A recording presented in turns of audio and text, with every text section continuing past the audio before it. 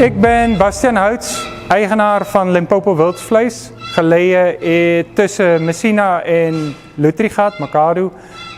Ons is gespecialiseerd in wildsvleis. Ons het die award gewen voor die beste wildsabattoir, game wildabattoir in die Limpopo province voor 2025. En ons werkt nou samen met Department of Veterinary op die protocols voor A-klas wild. Op vooral kameelpaarden, olifanten en zeekoeien. Dit is onze specialiteit.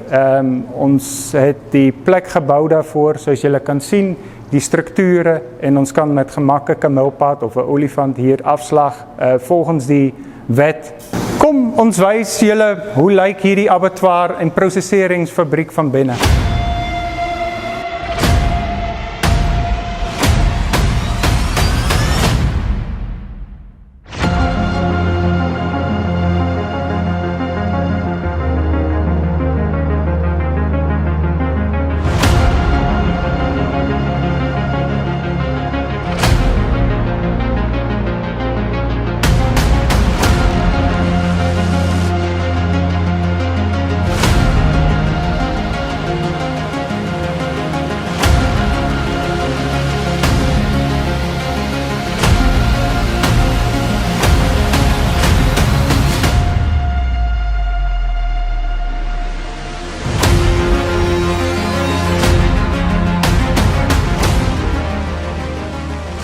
Die permitte op A-klas wild is baie belangrijk.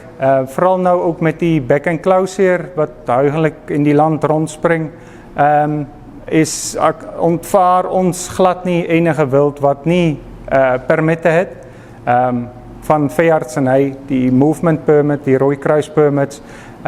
Met die A-klas wild, ook met die groter wild, die olifante, is het baie belangrijk dat ons die regte permitte ook kry.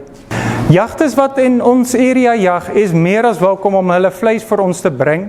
Ons garantie julle dat die vleis van dat hy hier kom en weer verlaat, volgens streng hygiene protocols deur 'n opgeleide span bewerk word, net soos julle dit wil, in biltong, boerewors, droewors. Alles word mooi verpak, gevacuumpack, gedroog en vir julle Pretoria toegestuur of waar julle dit ook al soek.